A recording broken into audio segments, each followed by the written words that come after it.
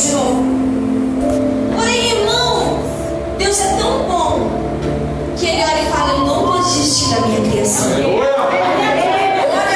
Então vemos que a Bíblia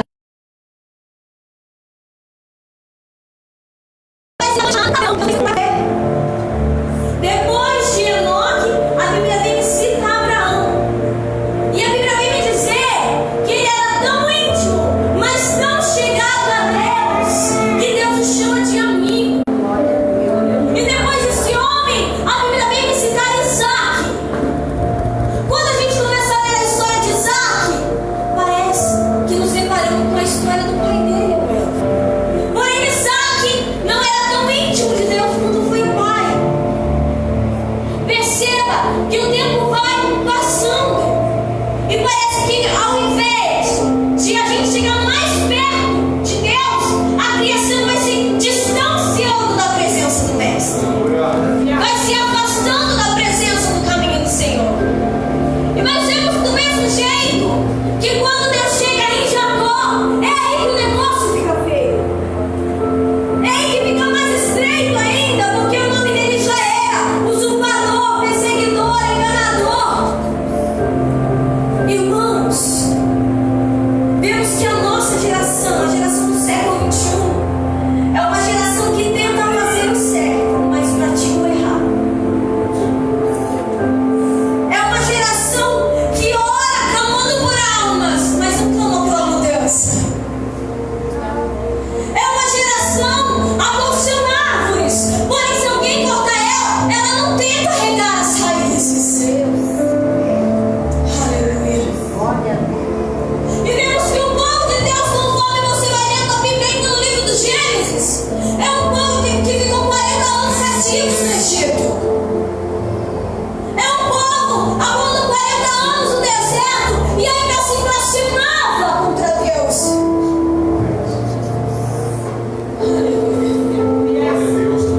E mesmo assim, Deus tendo tudo para destruir aquele povo no deserto, Deus tendo tudo para nos matar, para nos jogar fora e começar uma nova criação, Ele insiste em confiar em mim e você.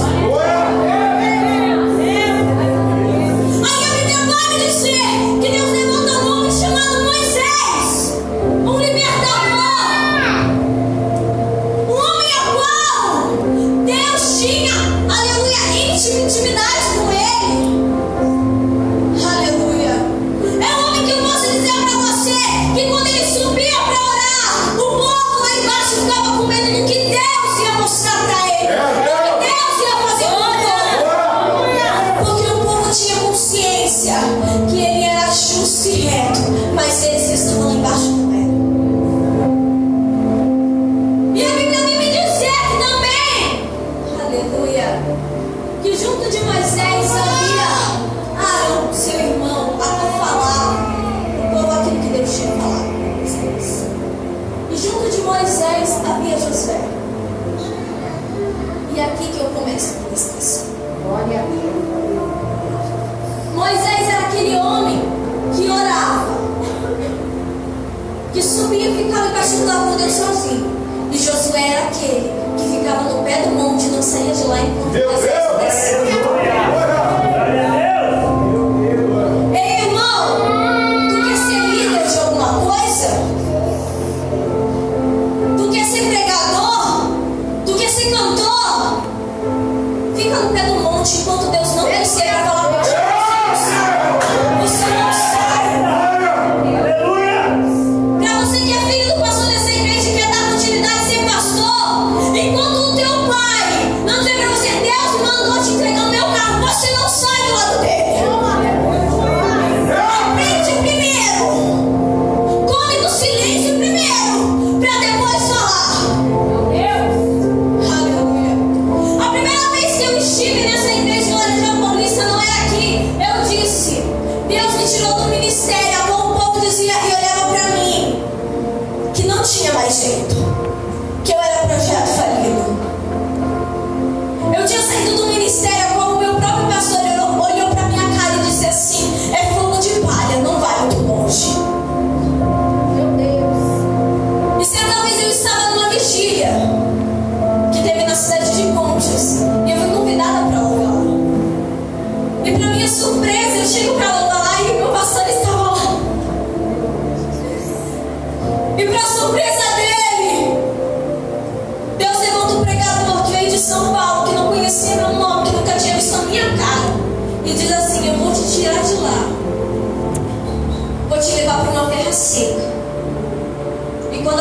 começar a dar fruto, eu trago você de volta exaltado.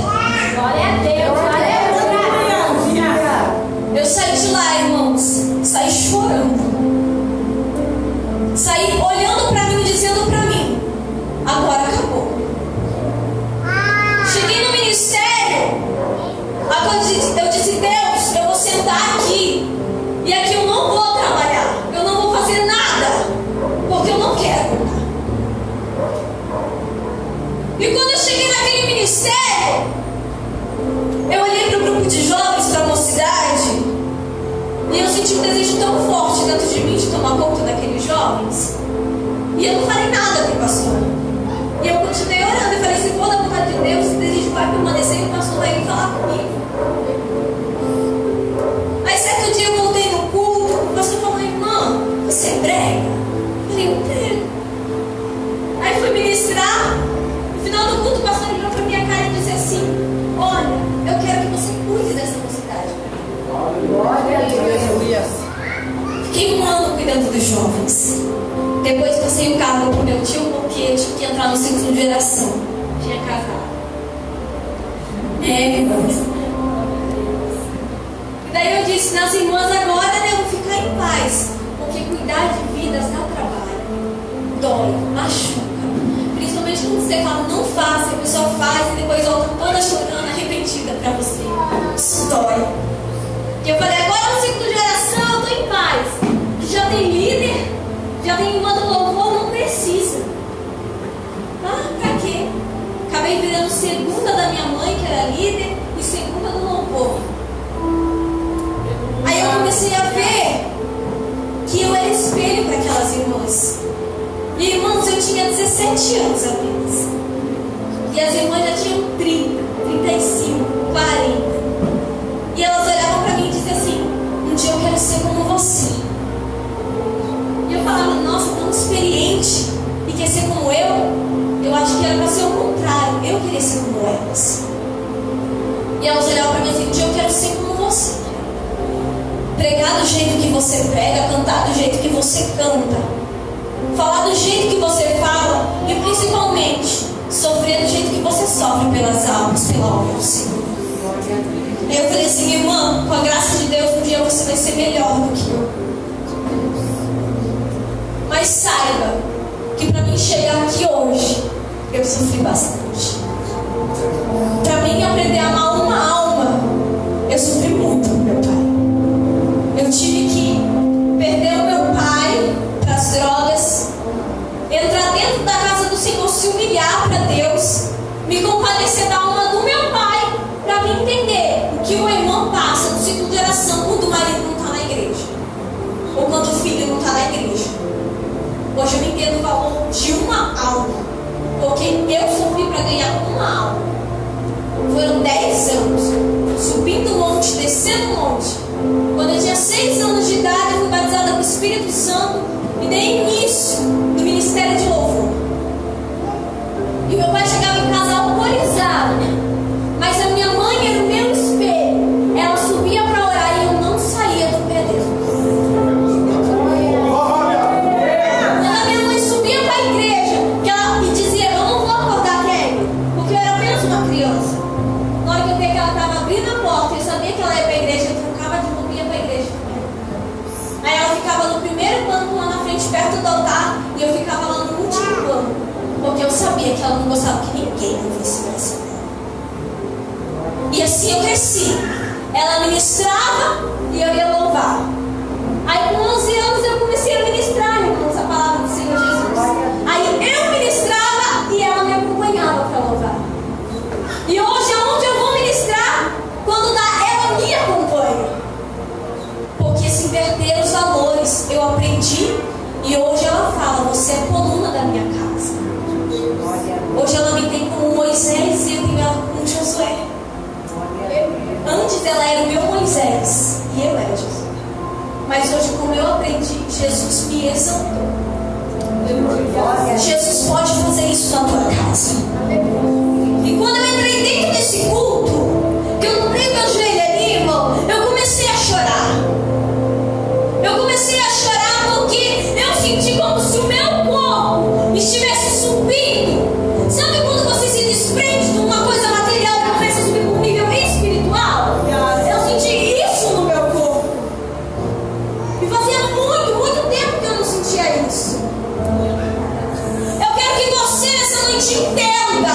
Entenda que a sua liderança, que aquele que está na tua frente é o teu Moisés. É ele que vai levar você para a terra prometida.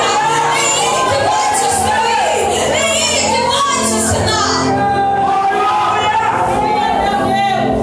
E quando você aprender, você pode ter certeza que o próprio Deus é o próprio Deus que vai te levantar nessa terra. Vemos que o povo começa a andar no deserto e começa a murmurar e começa a questionar. E Deus mesmo assim insiste em dizer: eu vou dar livramento, eu vou curar, eu vou fazer para mostrar que eu sou Deus. Porém vemos que quando Moisés ele morre e Josué entra no comando, eles entram para a terra prometida, a terra de Canaã. Vemos que Josué morre e todos aqueles que estavam no deserto morrem também porque já eram chegados avançados de idade. Então a Bíblia vem me dizer no livro de Juízes que nasce uma nova geração. Uma geração que não tinha visto os milagres. Uma geração que não tinha experimentado das lágrimas. Uma geração que não conhecia esse Deus que falava face a face com o homem. A geração que tinha se levantado era uma geração que só ouviu falar das grandezas de Deus, que não tinha provado das grandezas de Deus. E hoje a geração que nós vivemos, pastor, não é uma geração que só ouviu falar, que prega testemunho dos outros, que vive testemunho dos outros. É uma geração que não conhece Deus. Fala, mas não conhece. Escuta, mas nunca ouviu a voz do próprio Deus. Não conhece a voz do seu pastor. A geração de hoje é uma geração que tem tronco, tem folhas, mas não tem raiz. É uma geração que chegou do nada, com muita agenda aberta e pouca Bíblia aberta. É uma geração que chegou com muito louvor e pouca oração. É uma geração que chegou pulando, mas nunca provou no joelho. Essa é a geração do século XXI. Isso tudo começou a mudar, irmão. Não faz muito tempo. É de 7 anos pra cá. Porque de 7 anos pra trás, eu ainda via criança sendo batizada com o Espírito Santo. Eu ainda via cadeirante se levantando dentro da igreja. Eu ainda via pregador colocando a mão no irmão vomitando câncer. Eu via, eu provei disso. Eu sou testemunha disso. Quando eu era criança, quantas vezes entrei dentro de um hospital, olhei para uma pessoa que estava de cama e disse: eu não estou sentindo mais nada. Quando eu tentei me afastar dos caminhos do Senhor, eu não consegui, porque as minhas raízes já estavam tão aprofundadas na terra, mas tão aprofundada, que aonde eu olhava eu via Deus falando comigo: não vai dar certo, vai quebrar a cara, Kelly, volta logo. E eu falava: Jesus, mas eu não quero mais viver dizendo não é o teu querer. Quando você aceitou a mim, a tua vida não é mais tua, é minha, que poder você escolher. Hoje eu posso tentar me afastar, mas dentro do meu serviço, o meu patrão olhou para mim e disse assim: eu não vou despedir você, porque algo não me deixa. Você é especial e vai continuar dentro dessa vida. Crente que é crente, onde chega, tem mudança, tem levantamento de vidas, a prosperidade no lugar. Se você é crente, você chega num lugar falido, aquele lugar tem obrigação de prosperar por causa da tua presença. A igreja tem a obrigação de prosperar porque você é casa de Deus e está neste lugar. A igreja tem a obrigação de crescer porque você é a Bíblia aberta para o povo. Se isso não acontece, não culpe os irmãos do lado, não culpe quem está louvando, não culpe quem está pregando, é culpa tua. Porque você não muda, porque você não dá lugar, porque você não é espelho. E quando eu entro aqui, eu vejo que Deus Ele entrega o seu povo na mão dos adversários. Irmão, enquanto eles estavam no Egito, eles estavam cativos numa terra estranha. Mas eles chegaram em Canaã, a terra da promessa, e ser cativo na terra da promessa, o negócio está feio. Enquanto você está no mundo, e você é cativo no mundo, é porque você está no mundo. Mas você ficar cativo dentro da igreja é outra coisa. Glória a Deus, aleluia. Você chegar dentro da igreja e dizer: eu não consigo me libertar, eu não consigo me curar, eu não consigo orar. Aleluia. Você não é crente. Meu Jesus! Eita Deus! Você não é crente. Se você estivesse no mundo, eu te entenderia. Mas agora você não é mesmo. Você é nova criatura. E não mudar, meu irmão pode se converter de novo. O negócio da Deus. Aí eu vejo Deus levantar juízes. Aí Deus levanta o Tiniel. Porque o negócio se deitou, o povo ficou cativo, começou a ser escravizado de novo. Aí eles lembraram das histórias, né, que contavam que para eles eram histórias. Aí eles começaram a provar de lágrimas, de oração, de clamor, de intercessão, de joelho no chão. Aí eles lembraram que existia Deus. Aí Deus é tão bom que o Espírito Santo, que não havia descido há muito tempo, ele desce novamente e brada sobre a vida de Otiniel, o primeiro juiz. E depois que ele brada sobre a vida de Otiniel, o povo é liberto. Aí o povo se integra de volta às suas raízes.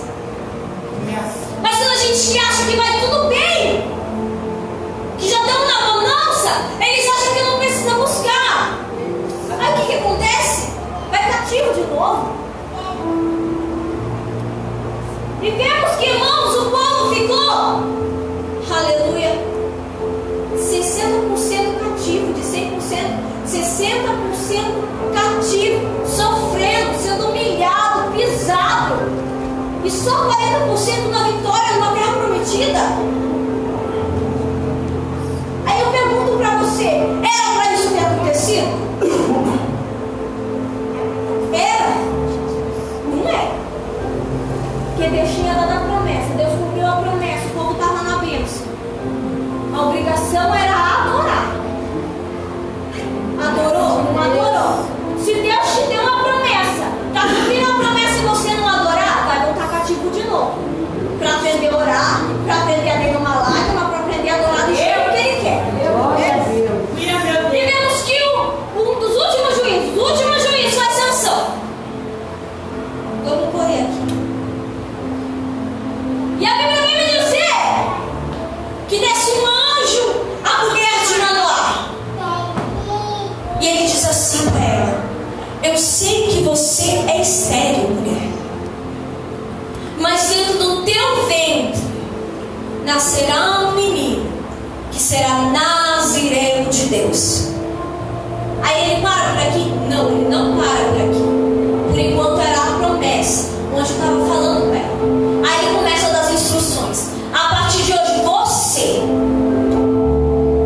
pode se apartar de cadáver, não pode tomar vinho nem bebida forte, você tem que se abster das coisas do mundo.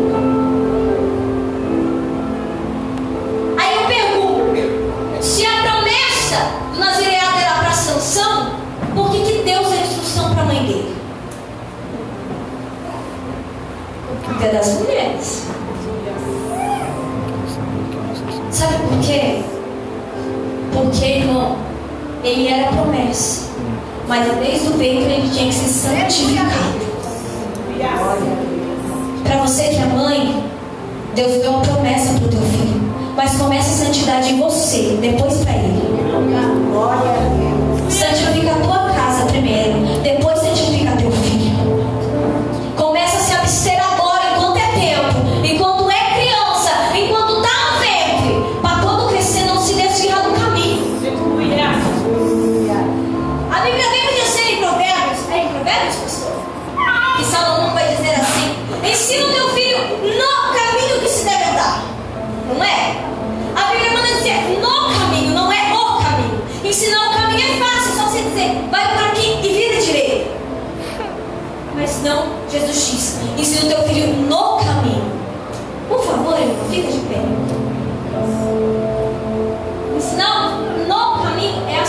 pega na mão do teu filho, caminha aqui, você anda com ele. Não adianta você, mãe e pai, querer cobrar alguma coisa se você não está no caminho também.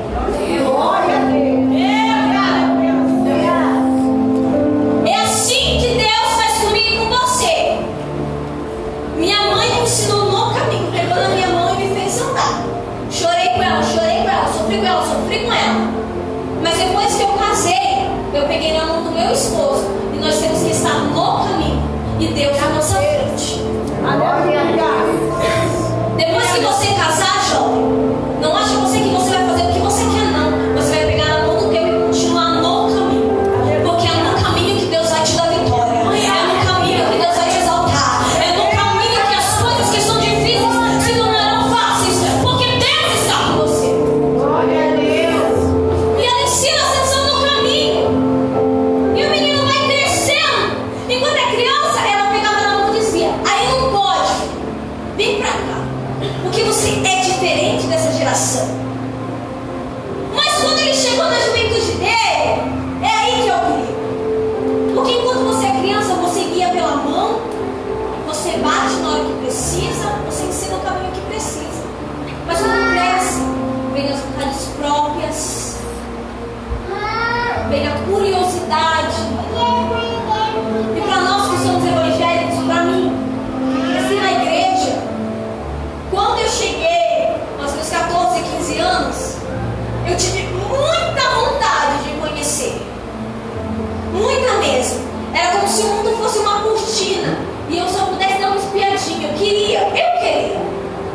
Mas aí eu lembrava que eu fiz um voto e que eu era nazireu de Deus. Para ser nazireu tem dois jeitos. O jeito que Deus escolhe, aí desde o ventre é escolhido, ou quando você cresce e faz um voto com Deus, aí você tem que cumprir aquele voto. Desde o ventre eu era escolhida, mas quando eu cresci eu fiz um voto. Eu paguei por isso. Eu olhei para o céu. Olha, irmão, nunca faça voto que você não vai cumprir. Eu ajoelhei, eu estava desesperada, irmão. Estava desesperada.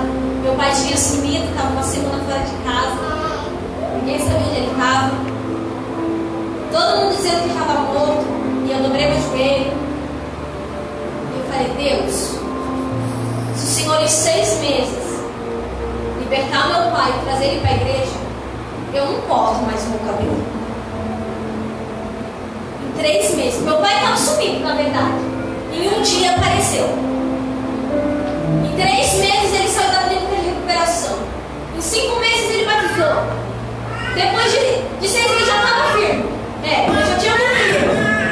Aí com 7, 8 meses, ele virou diácono na igreja. E até hoje ele está firme.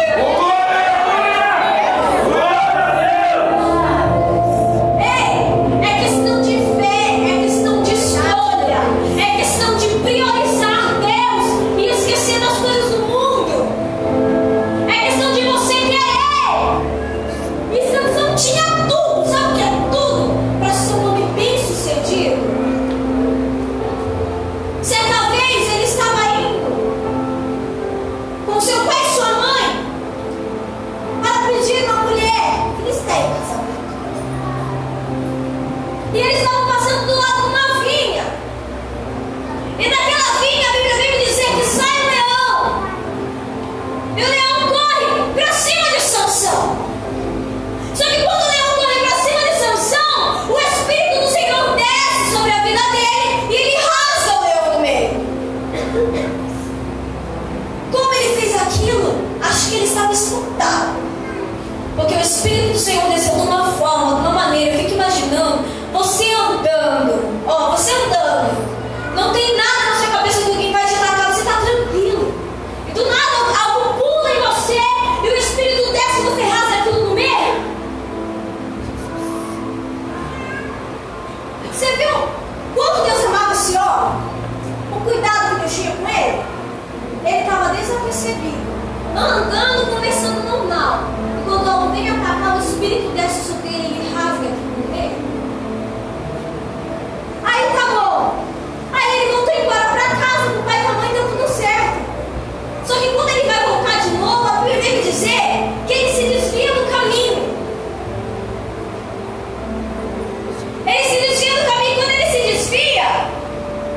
ele vai ver o cadáver do leão que ele tinha matado. E quando ele encontra o cadáver, o que tinha no cadáver? Mel. E ele não poderia nem estar perto do cadáver, porque ele era nazireu. Ele não podia chegar perto de coisa morta. Aí sabe o que ele faz? Sabe como Satanás é tão sujo e tem estratégia? Algum tempo atrás, o Espírito do Senhor desce sobre você e você mata aquilo que te perseguia. Você mata aquilo que te afrontava. E depois de um tempo você se acha super crente. Você tem a coragem de se desviar do caminho, colocar você à prova, e ainda vai vir o cadáver do leão. Aí Satanás está te esperando lá de braços abertos com um pau de mel. E o crente que é a diferença vai lá e enfia a mão do leão no cadáver, naquela coisa podre, morta, porque o inimigo cega ele e ele come do mel. Chega a derramar. E ainda, se não me bastasse, leva para casa, para o pai e para a mãe comer e não fala de onde tirou. Cuidado, crente. Jesus te livra, mas você não é o super-homem para se colocar na prova. Ei, não ache que porque você está pregando, começando agora, você já pode. Para você que é usuário de droga, porque você está se levantando agora, não se ache super-homem, sua mulher, e coloque você à prova de novo. Porque o inimigo é surdo. O diabo, ele anda ao nosso derredor. Foi lido aqui, procurando a quem possa tragar. Não vai, porque vai ter mel. E será que você vai resistir? Será que você vai ter a percepção para enxergar aquele cadáver? Ou só vai olhar para o mel, enfiar a mão no mel e comer também? Para você que quer namorar, cuidado, jovem. Deus não vai te dar algo feio. Deus não vai, aleluia, te dar nada feio. Deus não vai, Deus tem o melhor. Mas Satanás vai te trazer algo muito belo primeiro. Vai te trazer o mel. E quando você terminar de comer o mel, você vai ver o cadáver do leão que está por baixo daquele mel. Mas depois disso, a Bíblia vem dizer que para quem era nazireu, no livro de Levíticos, havia uma porta de escape. Deus deixou uma porta de escape. Porque se alguém morresse do lado do nazireu, ele ia ser contaminado. Então o que acontecia? Era só quem era nazireu procurar o sacerdote, confessar o teu pecado. O voto de nazireado dele, se tinha 20 anos, ia zerar e ele ia começar do começo. Mas Sansão não fez isso, porque ninguém tinha visto que ele tinha comido do mel, porque ninguém tinha visto que ele tinha chegado perto de um cadáver. Às vezes você acha que é aquela coisa, mas não é. Come do mel, chega perto do cadáver e continua pregando, continua cantando, continua como se nada tivesse acontecido e confessar o pecado nada. Não é desse jeito. Mas Jesus deixa para ver até onde você vai chegar. E as pressas dele começam a ser tão grande, mas tão grande, igreja, que com uma queixada ele mata 1000. Aleluia. Irmãos, ele começa a ficar tão famoso, mas tão famoso, que ele pega raposas, coloca fogo no rabo delas e coloca para queimar a vinha dos filisteus. Vai vendo? A fama estava crescendo. Deus tinha deixado ele ir até onde ele podia chegar, mas a presença do Espírito já não era mais na vida dele. Talvez você vê alguém ministrando na internet, você vê alguém cantando,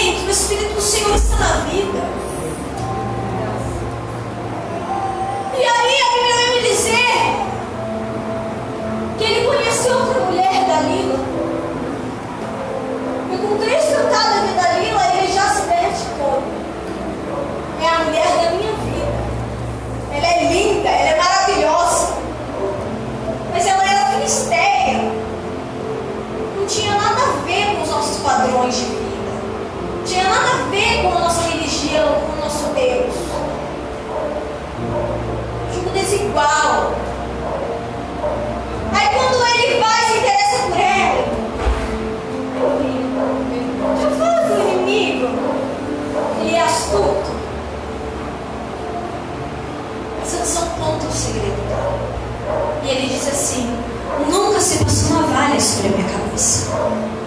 No dia que passar navalha sobre a minha cabeça, eu vou perder a minha força. Porque a essência daquele que me criou vai sair de mim. E a pessoa que ele tanto amou, a pessoa que ele se entregou, que ele confiou, foi a pessoa que traiu ele, que vendeu ele. Cortaram o cabelo de Sansão, furaram os seus olhos.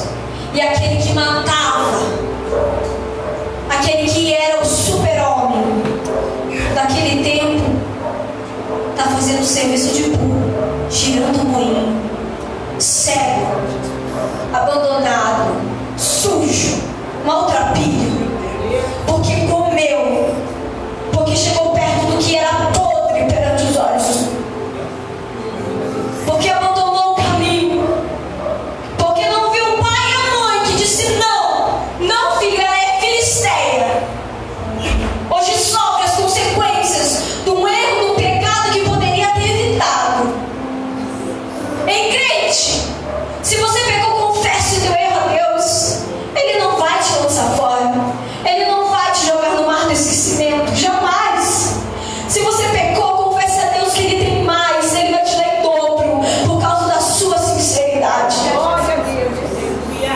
E a Bíblia vem me dizer que quando Ele está girando o moinho, os filisteus têm por costume de quando eles vencem um Deus, eles fazem festa. E eles pegaram Sansão, amarraram seus braços, os pilares do templo, e começaram a dizer: Dagon entregou o Deus de Sansão nas nossas mãos. E a Bíblia vai me dizer que imediatamente quando eles raparam a cabeça de Sansão, para a vergonha dele, o cabelo dele começou a crescer de novo. E a Bíblia vai me dizer que ele clama. Se ele clama, ele já estava em oração, ele lembrou de Deus. Quando furaram seus olhos, quando prenderam, aí ele fala: Senhor, eu quero sentir de volta a tua presença. Eu quero ser usado de novo como uma vez eu fui. Pai, eu errei, eu pequei e eu assumo meu erro. Mas me usa, nem que seja pela última vez. E quando ele falou aquilo, ele chacoalhou o pilar 2 vezes e derrubou o templo de Dagon. E a Bíblia vem dizer que na sua morte ele fez mais proezas do que toda a sua vida. Ei, Deus não precisa de muito.